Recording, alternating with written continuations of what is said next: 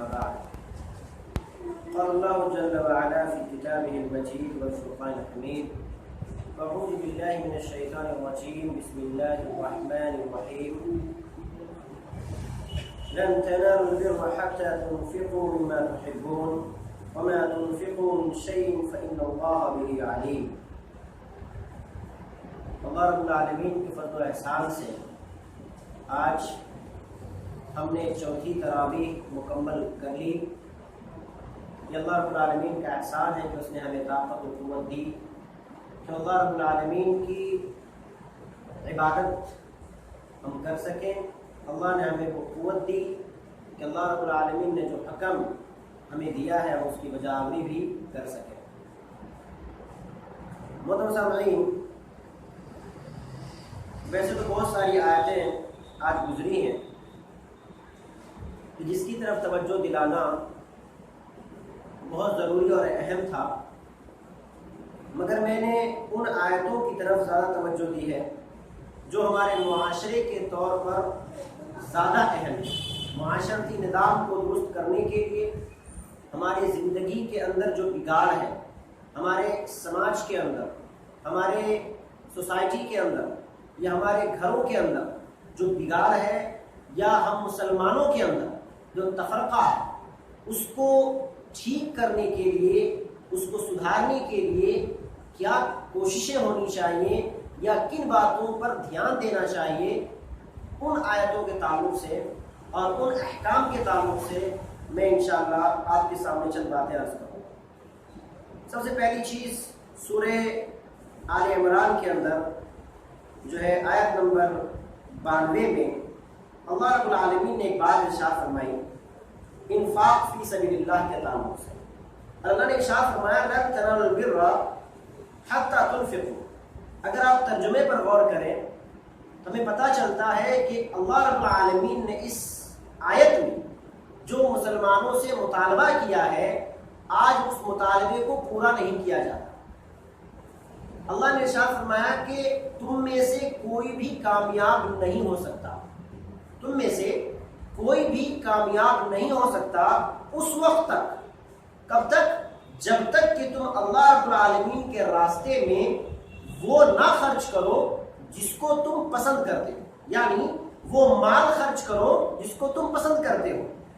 اس میں علماء کرام نے یہ کہا کہ من جو ہے اس میں من تبعیض کے لیے آتا ہے، من تبعیضیہ ہے، یعنی اللہ رب العالمین نے آپ کو یہ نہیں کہا اب آپ کہیں گے کہ میرے پاس تو 4 چیزیں ہیں جو مجھے بہت محبوب ہیں، تو کیا میں چاروں اللہ کے راستے میں خرچ کر دوں؟ ایسا نہیں، بلکہ اللہ رب العالمین یہاں یہ کہنا چاہتا ہے کہ آپ کو جو مال محبوب ہیں، آپ کے پاس جو مال موجود ہے، کثرت سے جو مال ہے، ان مالوں میں جو محبوب ترین مال ہیں، ان مالوں میں سے، یعنی ان محبوب ترین مالوں میں سے آپ اللہ کے راستے میں خرچ کیجیے۔ آج ہم دیکھتے کیا ہے، اگر دروازے پہ کوئی کھانا مانگنے کے لیے آ گیا تو جس کھانے کو ہم باسی قرار دیتے ہیں، جسے ہم خود بھی کھانا پسند نہیں کرتے، وہ کھانا اٹھا کر ہم فقراء کو اور مساکین کو دے دیتے ہیں۔ یا ایسی چیز اگر زکوٰۃ دینے کی باری آتی ہے، اگر غلے کی زکوٰۃ نکالنی ہوتی ہے تو اکثر یہ دیکھا جاتا ہے غلے کے اندر جو کمتر حصہ ہوتا ہے، یعنی جو خراب حصہ ہوتا ہے، جو بالکل اچھا نہیں ہوتا، اسے ہم زکوٰۃ میں دینا پسند کرتے ہیں، جبکہ ہونا کیا چاہیے تھا، متوسط درجے کا مال زکوٰۃ میں دینا چاہیے۔ اور یہاں عمومی طور پہ انفاق کی جب بات کرتے ہیں، اللہ کے راستے میں عمومی طور پہ خرچ کرنے کی بات کرتے ہیں، تو ہمیں عمومی طور پر وہ چیزیں خرچ کرنی چاہیے جو ہمیں زیادہ محبوب ہوں۔ اب دیکھیے صحابہ کرام نے اس آیت کو کس طریقے سے سمجھا اور کس طریقے سے پورا کیا۔ جب یہ آیت نازل ہوئی تو حضرت ابو طلحہ رضی اللہ تعالی عنہ اللہ کے نبی کے پاس آئے اور کہتے ہیں یا رسول اللہ، کیا اللہ تعالی ہم سے یہ کہہ رہا ہے کہ اپنا محبوب مال اللہ کے راستے میں خرچ کرو ورنہ تم کامیاب نہیں ہوگے؟ تو اللہ کے نبی نے کہا بالکل صحیح ہے، تم نے صحیح سنا ہے، اللہ رب العالمین نے یہ مطالبہ تم سے کیا ہے۔ اللہ کے نبی سے کہتے ہیں رسول اللہ اپنا ہاتھ آگے بڑھائیے۔ جب انہوں نے ہاتھ آگے بڑھایا تو حضرت ابو طلحہ نے آپ کے ہاتھ میں اپنا ہاتھ دیا اور کہا رسول اللہ میں نے ایک باغ خریدا تھا جسے بیرحا کا باغ کہتے ہیں، اور یہ بیرحا کا باغ معلوم ہے کہاں پہ تھا؟ مسجد نبوی کے بالکل سامنے تھا، جس میں بعض روایت کے مطابق 600 یا 700 کھجور کے درخت تھے، اور اس میں ایک میٹھے پانی کا کنواں بھی تھا، جس میں اللہ کے نبی صلی اللہ علیہ وسلم جس باغ میں آپ جایا کرتے تھے، کھجور کھایا کرتے تھے اور اس کا پانی بھی پیا کرتے تھے۔ اتنا اہم باغ تھا، اور یہ باغ مدینے کے اکثر لوگوں کی نگاہوں میں بڑا محبوب ترین باغ تھا۔ اس کی 2 وجہ، کیونکہ کھجور کا باغ عربوں کے نزدیک بہت اہم ترین مال سمجھا جاتا تھا، اور دوسری وجہ یہ تھی کہ اللہ کے نبی اس باغ میں جایا کرتے تھے، تو صحابہ کرام کو اور بھی وہ باغ بڑا پیارا تھا۔ تو اللہ کے نبی صلی اللہ علیہ وسلم کے سامنے ابو طلحہ کہتے ہیں رسول اللہ میری زندگی میں اس باغ سے زیادہ محبوب اور کچھ بھی نہیں۔ کہا آپ گواہ رہیے میں اس باغ کو اللہ کی رضا کے لیے اللہ کے راستے میں صدقہ کرتا۔ میرے بھائیوں قربان جائیے صحابہ کرام، ایک آیت اتری، اللہ کے نبی نے تلاوت فرمائی، صحابہ کرام عربی جانتے تھے، مطلب کو سمجھا، مفہوم کو سمجھا کہ اللہ رب العالمین یہ ہم سے کہہ رہا ہے کہ تم وہ مال خرچ کرو جسے تم پسند کرتے ہو، اگر تم ایسا نہیں کرو گے تو تم کامیاب نہیں ہو سکتے، لن تنالوا البر، تم کامیاب ہی نہیں ہو سکتے۔ صحابہ کرام کو کامیابی چاہیے تھی، دنیا کے مال نہیں چاہیے تھے، دنیا کے آرام اور آسائش نہیں چاہیے تھے، انہیں تو آخرت کی زندگی چاہیے تھی، انہیں تو آخرت میں کامیابی چاہیے تھا۔ انہوں نے فوراً اللہ کے نبی صلی اللہ علیہ وسلم کے پاس جو ہے اس چیز کا مطالبہ کیا کہ رسول اللہ میں اس باغ کو صدقہ کرتا ہوں اللہ کے راستے میں۔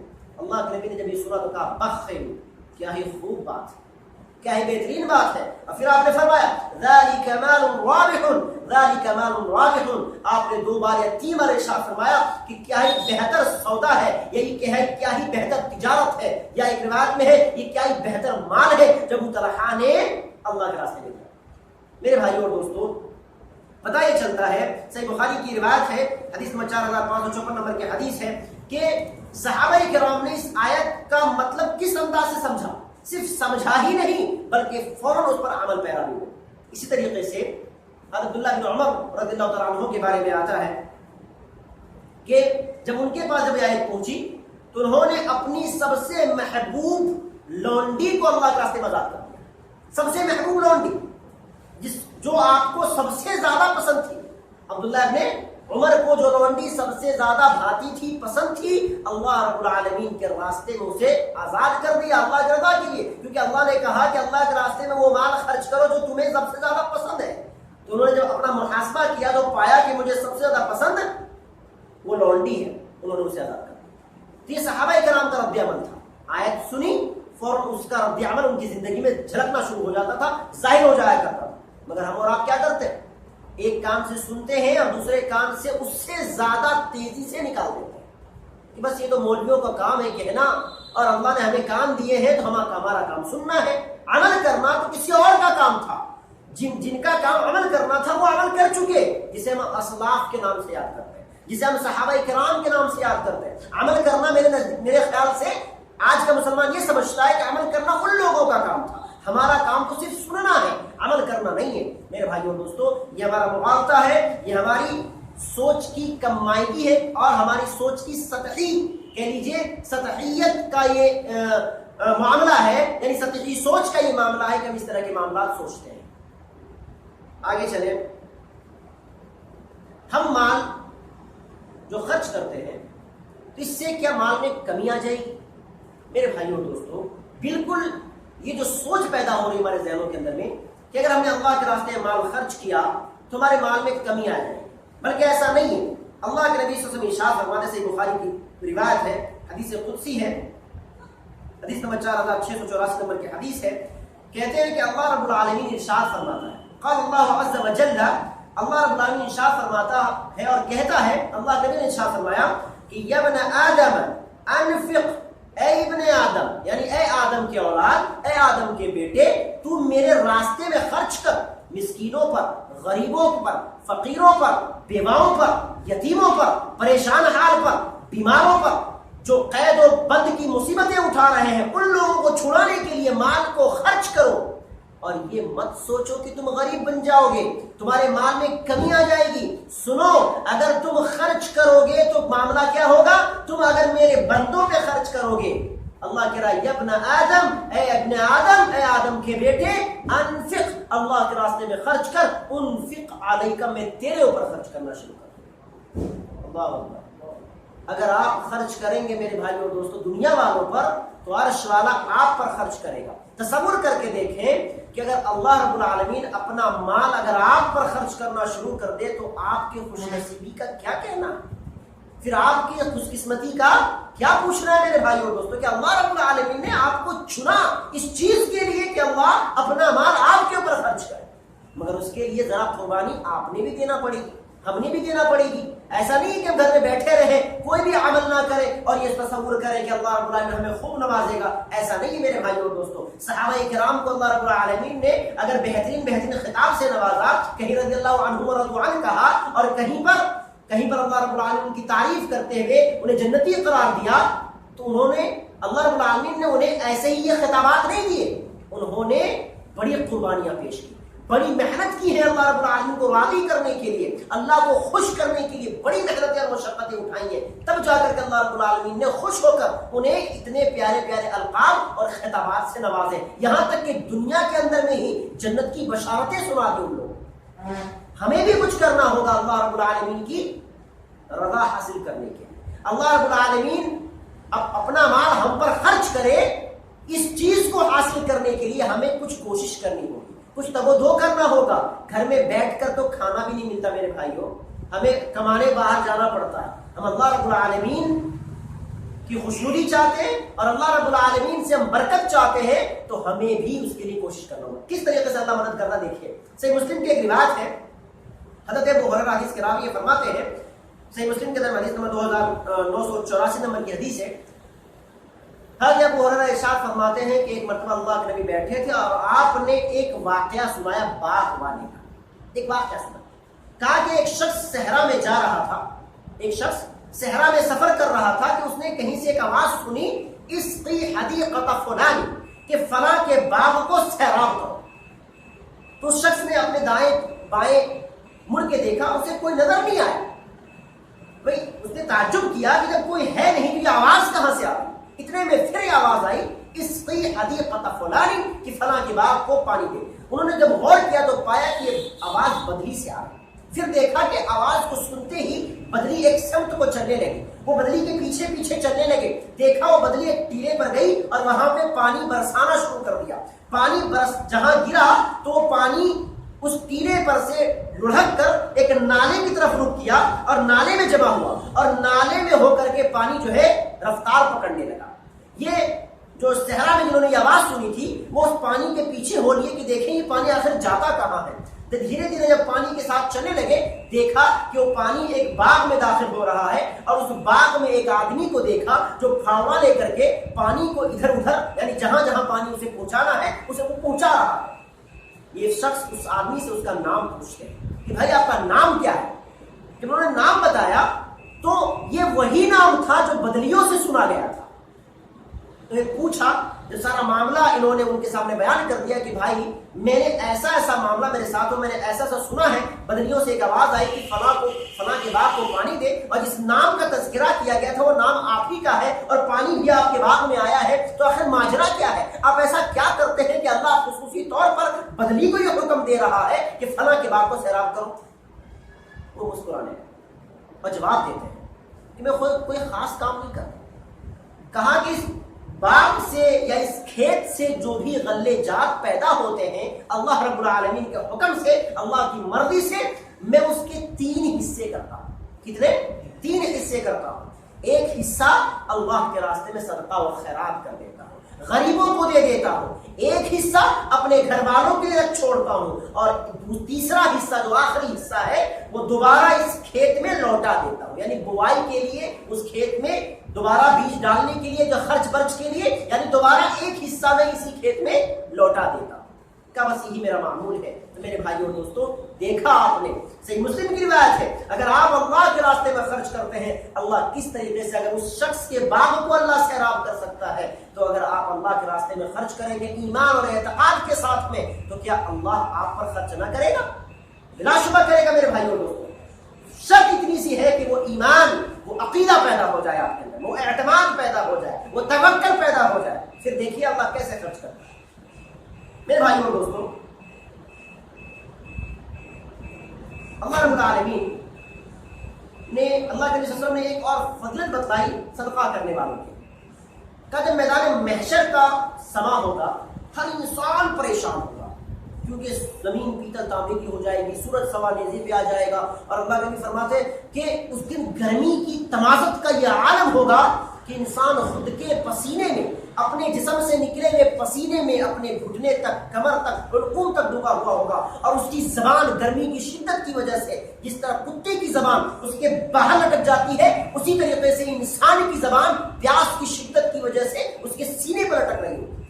ایسے عالم میں صحیح بخاری کی روایت ہے, حدیث نمبر 423 نمبر کی حدیث ہے, اللہ کریم فرماتے ہیں سبعۃ یظلھم اللہ فی ظلہ یوم لا ظل الا ظلہ الامام العادل. اور 7 لوگ کا اللہ کریم صلی اللہ علیہ وسلم نے کہ 7 قسم کے لوگ ایسے ہیں جسے اللہ رب العالمین بروز قیامت اپنے عرش کے کرسی کے نیچے عرش کے سائے میں جگہ دے گا, جس دن اللہ کے سائے کے علاوہ کوئی دوسرا سایہ نہیں ہوگا.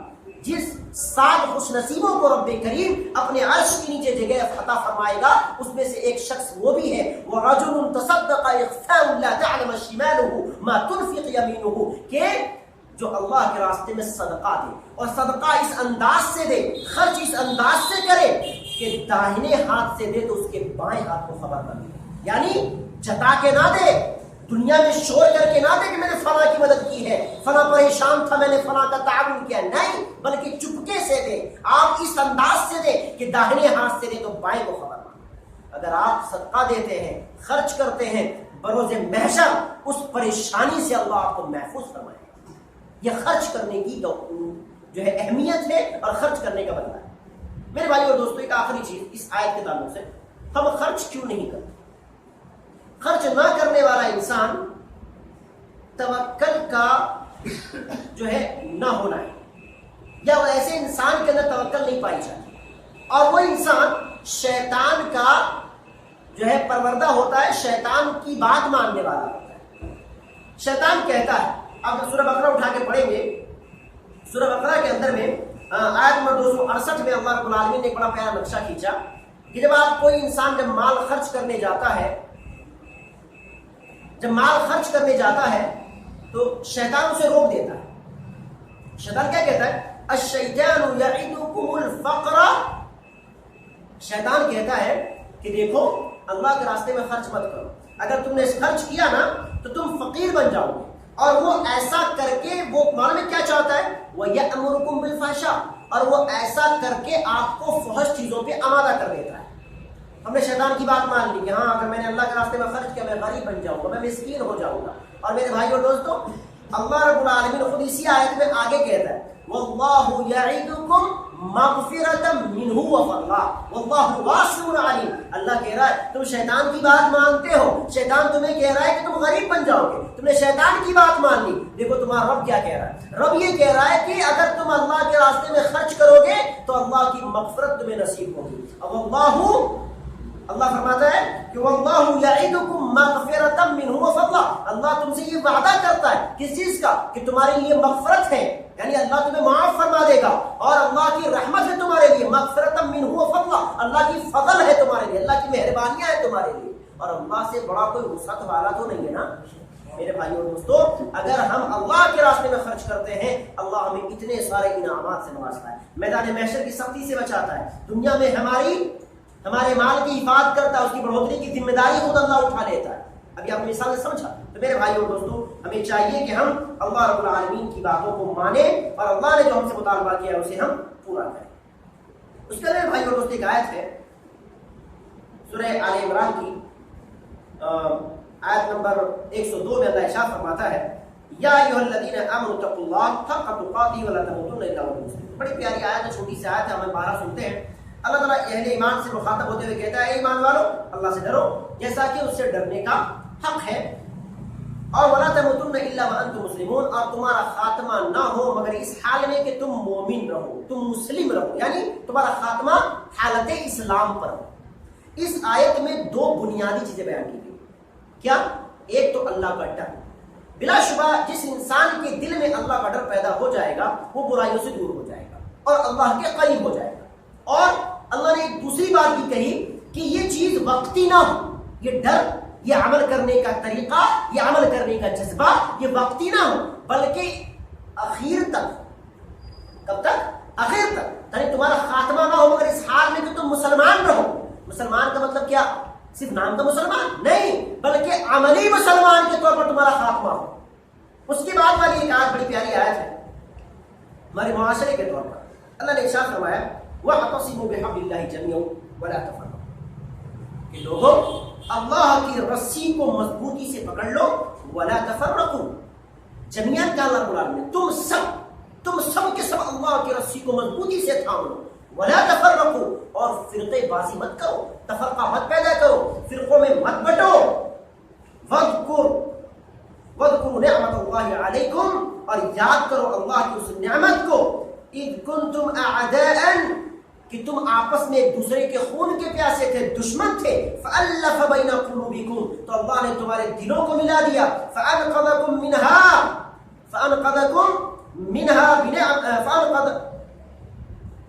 فَأَلَّفَ بَيْنَ قُلُوبِكُمْ فَأَصْبَحْتُمْ بِنِعْمَتِهِ، اور اللہ کی مہربانی سے تم کیا ہو گئے؟ ایک ہو گئے. اللہ کی مہربانی سے تم سب کے سب ایک ہو گئے، بھائی ہو گئے. وَكُنْتُمْ عَلَى شَفَا حُفْرَةٍ مِّنَ النَّارِ، اور تم سب کے سب آگ کے گڑھے کے قریب تھے. فَأَنْقَذَكُمْ مِنْهَا، تو اللہ نے تمہیں اس سے بچا لیا. کس میں؟ جہنم کے گڑھے میں گرنے سے بچا لیا. اللہ کہہ رہا ہے كَذَلِكَ يُبَيِّنُ اللَّهُ لَكُمْ آيَاتِهِ، اللہ اسی طرح اپنی نشانیوں کو، اپنی آیتوں کو کھول کھول کے بیان کر رہا ہے. لَعَلَّكُمْ تَهْتَدُونَ، تاکہ تم ہدایت پہ آ جاؤ. میرے بھائیو اور دوستو، اس میں ایک اور بات کہی گئی بنیادی طور پہ.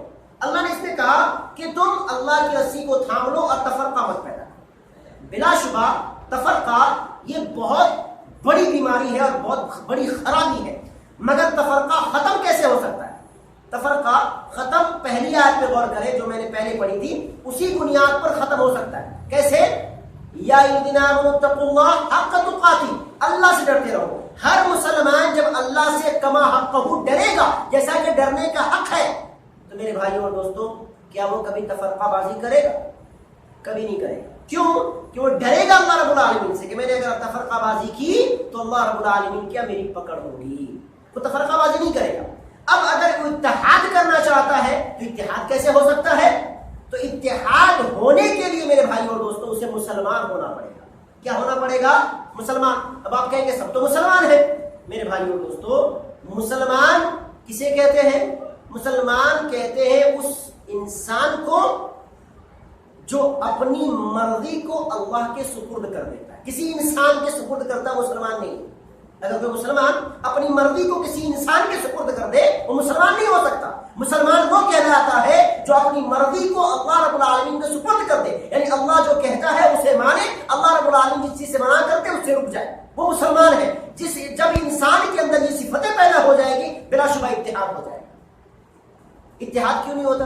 اتحاد اس لیے نہیں ہو رہا ہے کہ ہم لوگوں نے تفرقہ بازی کی، اور کس وجہ سے کی؟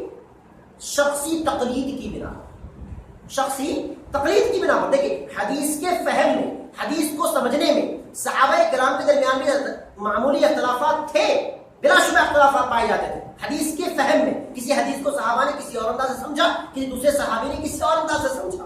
مگر کیا ان میں اختلافات ہوا؟ تفرقے بازی ہوئے؟ نہیں.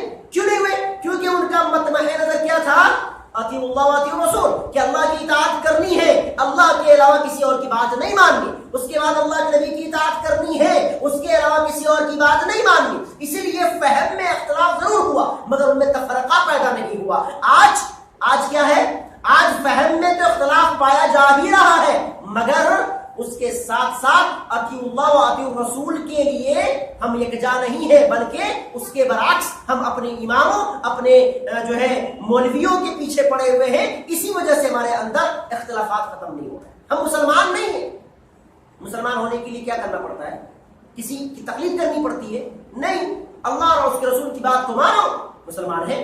اگر ہم نے اللہ اور اس کے رسول کی بات کو نہ مانا تو مسلمان نہیں ہے. تو میرے بھائیوں دوستو یہ بنیادی نقطہ بیان کیا گیا اس آیت کے اندر میں کہ اگر آپ اتحاد چاہتے ہیں تو اللہ سے ڈرنا سیکھیے اور مسلمان ہی حالت میں اپنا خاتمہ کرنے کی کوشش کیجیے. تو میرے بھائیوں دوستو اور ایک اس تعلق سے آج ایک نعرہ دیا جاتا ہے کہ اختلاف امت رحمت ہے. میرے بھائیوں دوستو یہ کہیں سے بھی درست نہیں. اختلاف اگر رحمت ہوتا تو میرے بھائی اللہ کے نبی صلی اللہ علیہ وسلم یہ نہ کہتے. کیا نہ کہتے؟ کہ میری امت میں 73 فرقے ہوں گے. فرقے کا مطلب کیا؟ ایک دوسرے سے اختلاف لازمی چیز ہے. بھائی ایک گروہ الگ تبھی ہوتا ہے جب اس کے نظریات، اس کے افکار، اس کی سوچ اور اس کے معاملات سب دوسرے والے فریق سے مخالف ہو، تبھی وہ فرقہ ہوگا، ورنہ فرقہ نہیں ہوگا. صحابہ میں فہم میں اختلاف تھا مگر عقائد میں، معاملات میں، عبادات میں سب ایک ہی تھا، اس لیے ان کو فرقہ نہیں کہا گیا، ان کے اندر تفرقہ پیدا نہیں ہوا. آج تفرقہ پیدا ہو رہا ہے اس لیے کہ ہمارے عبادات کے طریقوں میں اختلافات ہیں، ہمارے عقائد میں اختلافات ہیں، نظریات میں اختلافات ہیں، اس لیے فرقہ. اللہ کے نبی نے کیا کہا؟ 73 فرقے ہوں گے، 72 جہنم میں جائیں گے، ایک جنت میں جائے گا. صحابہ نے پوچھا وہ کون ہوں گے؟ آپ نے صفات بیان فرمائی. کیا؟ ما انا علیہ واصحابہ، جو میرے طریقے پر ہوگا اور صحابہ کے طریقے پر ہوگا. ابو داؤد کی روایت ہے، حدیث نمبر 4597 نمبر کی حدیث ہے. تو میرے بھائیوں دوستوں، پتہ کیا چلا؟ اختلاف اگر رحمت ہوتا تو اللہ کے نبی 72 کو جہنمی تھوڑی نہ کہتے جہنمی نہیں. اختلاف تو رحمت ہے، رحمت ہوتا تو جہنمی کیوں ہوتے؟ بھئی ایک طرف اختلاف رحمت بھی ہو رہا ہے اور جو اختلاف کر رہا ہے وہ جہنمی بھی ہو رہا ہے. یہ بات تو سمجھ میں نہیں آتی. ظاہر سی بات ہے اگر اختلاف رحمت ہوتا تو جہنمی کوئی ہوتا ہی نہیں. پتہ ہی چلا کہ بلا شبہ اختلاف رحمت نہیں ہے، اختلاف زحمت ہے. اگر مثال میں دوں، اگر کسی گھر کے اندر میں اگر دو بہویں اختلاف کر رہی ہیں تو کیا کہیں گے اس گھر میں رحمت کر رہی ہے؟ اگر دو بھائی آپس میں لڑ رہے ہیں تو کیا کہیں گے اس گھر میں رحمت ہو رہی ہے؟ نہیں نا. اگر ایک بھائی کسی بھائی کے مال کو غصب کر رہا ہے، اختلاف ہو رہا ہے، لڑائیاں ہو رہی ہیں، کیس چل رہے ہیں، کہیں گے ارے روا کیا بات ہے، کتنی رحمتیں آ رہی ہیں اس گھر کے اندر میں، جتنا بڑا اختلاف اتنی بڑی رحمت ہونی چاہیے نا. مگر نہیں میرے بھائی اور دوستوں، اختلاف رحمت نہیں ہوا کرتے، اختلاف ہمیشہ پریشانی ہوتی.